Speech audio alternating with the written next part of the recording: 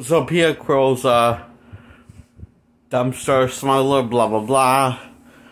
The guy turns down this offer because he doesn't want any stuff from the rapper from the executioner who's rescue people. That's what he does. I don't not really explain that, blah blah blah. I mean, Gamora, Nebula, the guy that's also sister to Nebula. That's both daughters of Thanos, Nebula and Gamora. What Peter has, for some reason, unexplained reason, and Rocket Raccoon and Groot and Drax all run into each other. Into Peter Quill and Gamora and Rocket Raccoon and Groot in prison after they get captured by the Nova Corps after they're all of the assholes except for Jack because he's already in prison fighting over this ball that we don't know what it is. Apparently it's an Infinity Stone. And, yeah. This is just felt it's for the Infinity, it's for the Infinity War, so that's not great of a movie. That's coming out in years after this one came out, so I don't know. They get in prison, and break out of prison with the help of teamwork and their selfish needs. And they're now kind of now is performing a team effort, and now forming a team and friendship. Blah blah blah blah. Peter goes back after he gets all his stuff except his friends, except his music cassette player. He risks his life in the mission and getting caught and everything just for a cassette player. His mother gave it to him before he left Earth. So yeah, before he got adopted. So they head to this guy. Peter's called it Idiot by Drax, and for doing that, and that's what he retrieved, not a weapon or anything useful. Which was kind of funny, calling him an imbecile. So I think about to dish him, but finds out they can't dish him because he still has the Infinity Stone. And outsmarted Gamora for dishing him, along with the rest of his new crew. So yeah, and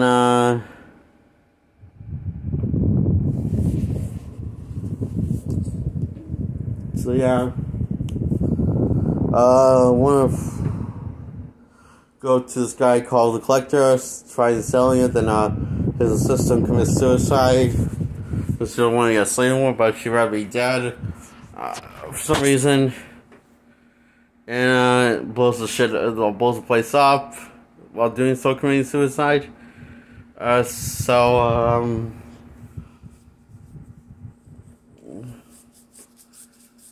she's an idiot, I guess. It's just one of the things with dumbass people do dumbass things for dumbass reasons that are unexplained. So now she killed herself, but she risks everyone else's life, so, yeah. One of those things, she's one of those people. So, they decide they hesitate on if they should bring it to the Nova Corps or not, or sell it to someone else because of arguing, blah blah blah. And, Rowan the Executioner comes in because, Drax wanted Rowan to come to him so he can kill him for what he did for executing his family and taking his daughter and his wife from him. So, he loses the fight. He turns out, Rowan does remember his family, and was his bullshit and saying he doesn't remember them. And the Guardians have this chasing with Nebula, against Nebula and Ronan, and they lose a bit hard, and the only way to save Gamora is from freezing to death and freezing and running out of lungs power in space is to call Yondu and tell him his location in order to save Gamora's life, and that's the only way he can save her,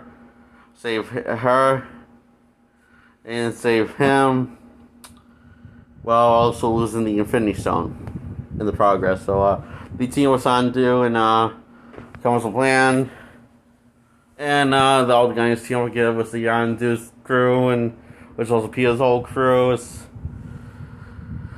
And also the team was Nova Corps to fight against Rodan's army and to save the galaxy, the rest of the galaxy, the entire galaxy, so blah blah blah.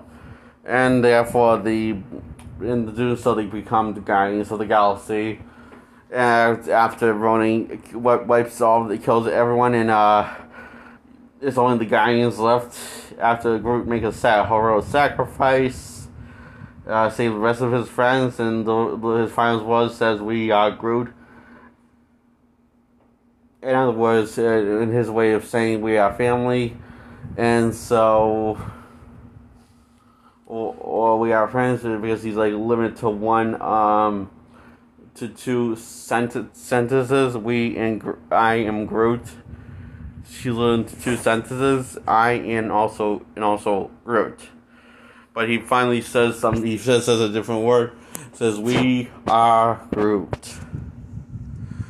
And therefore he dies. Crash as a comforting. As a showing his friends, he dies. Crash landing into a bunch of tree branches. Because he's a tree, talking tree. Well, he's now dead.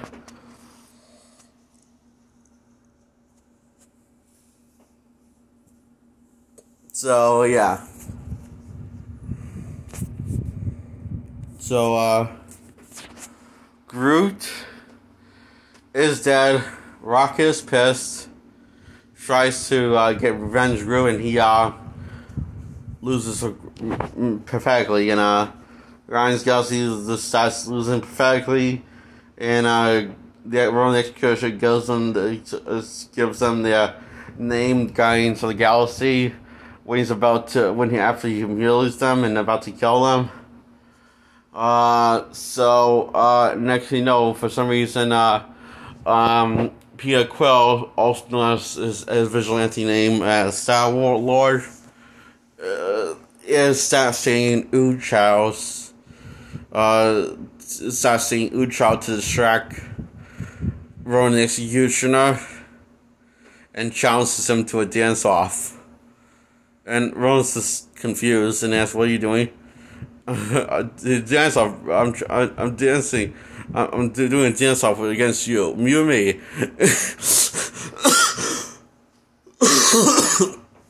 And turns out he was just distracting him so the Dresky drop on Ronan to shoot him and take the Infinity Stone from Ronan. Peter Quill takes the Infinity Stone, and then the Guardians all start holding hands, and somehow, for the power of love and luck, they somehow don't disintegrate. Don't go turn to all dust because of. They don't die from touching that Infinity Stone thing. Because it's like most of his name is radiation, so somehow they just don't die for the power of friendship and bonding and love and blah blah blah, all that crap, bullshit.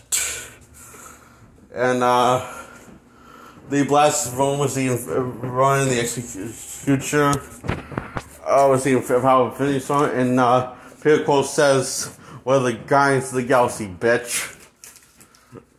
And you said it to yourself, "We're the Guardians of the Galaxy, bitch." He says in the save the day, give the Infinity Stone to Nova Corps after Alex Young doing something he has the Infinity Stone, and give him a fake thing that's something that's empty and this has a toy inside. So yeah.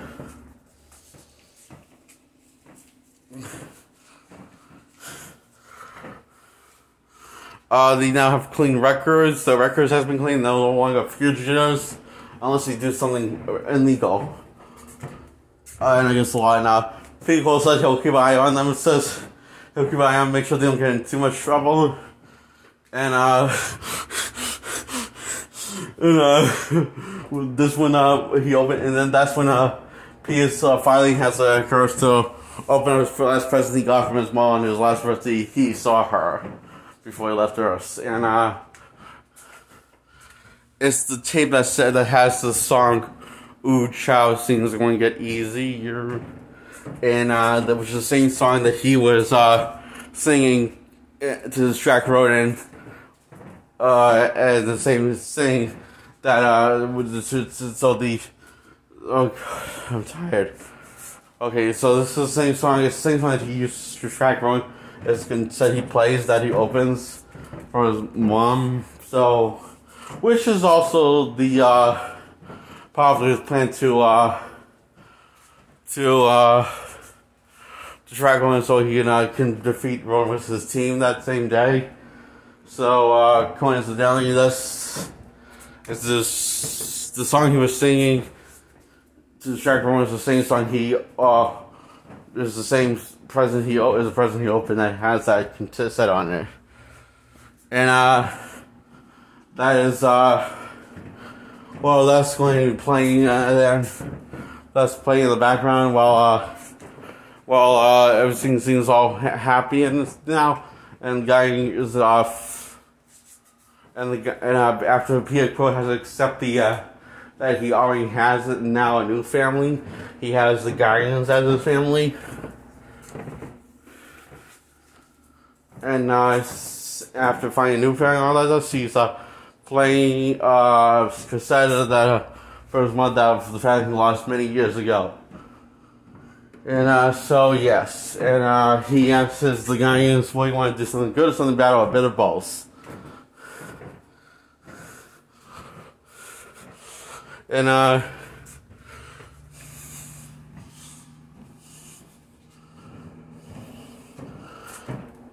Peter Quill says a bit of both. So the song Michael Jackson 5 starts playing, called ABC 1, 2, 3, and turns out Groot is basically reincarnated, or growing back as a little child and dancing to the Jackson 5, and yeah, that's the end credit. So yeah, and this takes place after Thor: The Dark World, after Thor's friends give Infinity Stone to the Collector that is now hanging out with Howard Duck free as a bird and out of his cage and just drinking a bunch of martinis, apparently, like Howard Duck, and asks to come, why are you letting the dog look at you like that? Saying that's gross. And he drinks his martini in one sip, and he says the burn's going down. So yeah, this movie is a piece of shit, and the best part about this movie is Howard the Ducks, and having that in the best way. Probably because the color on him doesn't look absolutely terrible. Probably because it's in a dark room. And yeah, this scene, dark rooms, the dark rooms in all the MCU movies, often the Marvel Studio movies, usually look better than the rooms that with actual lighting. Anything that's like darkish or versus anything that's actually clear as day in daytime, obviously, looks better. And it's like the darker the setting is, the better the color contrast is going to be. And it's like night and day is better. And this movie sucks. I'm gonna give it a 0 out of 10, and Guardians of the Galaxy is much more convoluted plot, and Guardians make a trade with these gold people that are aliens, and now chase them after Gang Gamora because he stole the batteries and didn't really give them to them, and they scammed them. So yeah, now they're trying to kill them and hunt them down. And they run into this guy called Ego, who is Peter Quill's biological father. And he explains his heritage, blah blah blah, and his backstory, and what he is, that he's a plant, living, breathing planet. And he took the form of human and to impregnate his mother after falling in love with her. And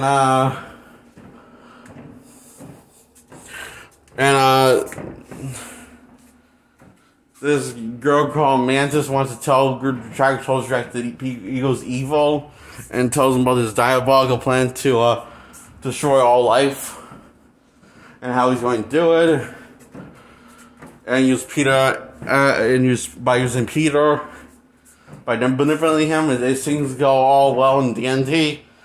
Ego's way until he confesses that he put the cancer tumor inside his mother's brain. Therefore, that's how she got the cancer. Therefore, he kills his mother, and that's how she died by cancer. So he gave her cancer on purpose so he wouldn't be tempted to go back to planet Earth.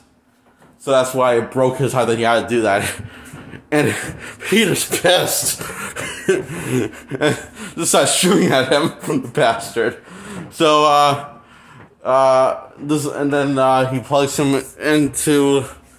Then Peter gets outsmarted by using him as a battery, Matrix style. Obviously inspired by the Matrix, how he's being used as a battery. Oh god.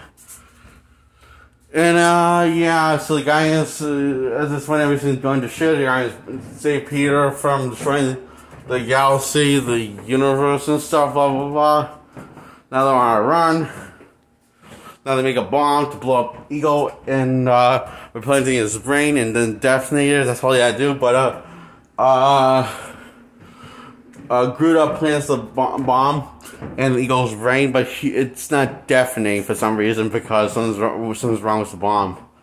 It's not deafening because, well, for some reason I think the controls of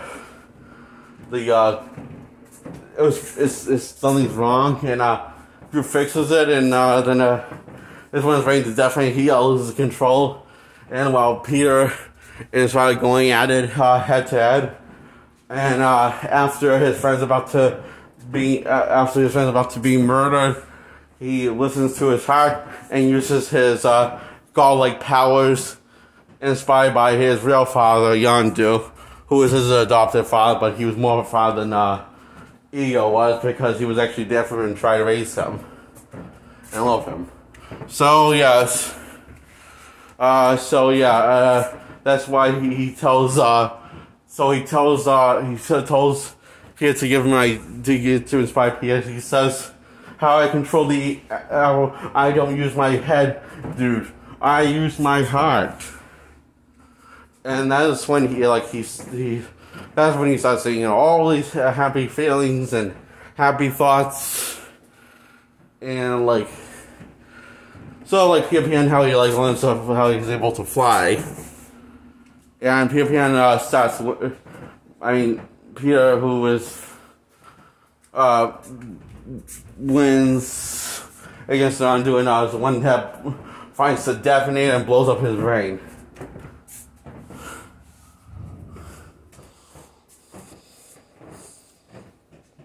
After Yondu warns him about the consequences, he says if he does this, he'll be a human just like everyone else, and he'll die eventually. And he doesn't see anything wrong with that, because if he's like everyone else, he'll be more like his family, the Guardians. He'll be immortal. So he just takes the. So at this point, when everything blows up and when he blows up the ring, Eagle's bite instantly decays, and Yondu saves him. Yondu saved Peter with a jetpack, and takes the oxygen mask from himself, and Yondu takes this oxygen magazine off of him and gives it to Peter, and kind of locks it onto Peter, but makes sure somehow for some reason he not able to get it back off because of Yondu's sacrifice. So therefore Yondu dies, and they have a funeral and a wake for Yondu, and the rest of the Gores come to pay the respects to Yondu, who was a traitor to the Gore code, and he ends up redeeming himself. As you come to think, this might be more straightforward, but the plot than the first one was. Now I'm thinking about it, and that's the movie.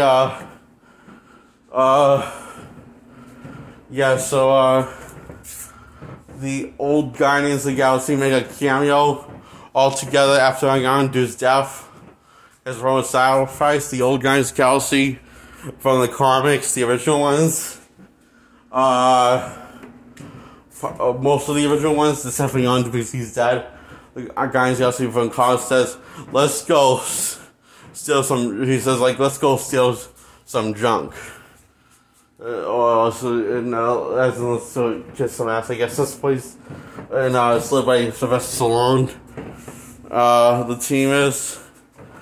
So yes, and these gold people that were chasing the Guardians in the beginning of this movie is now waiting for this another comic book hero to make his debut. That's created by these people that are gold aliens. I forget what his name is. So yeah, he's probably going to be in the sequel, Guardians 3, or some sort of William Marvel song. I don't know when these characters are going to reappear. It's out the main characters, I'm guessing. I don't know if any of the characters are going to reappear again. So yeah, this is just a 0 out of 10. It also sucks. Guardians of the Galaxy Volume 2 is in Guardians of the Galaxy, those. Shit. Absolute garbage. Just garbage, the worst.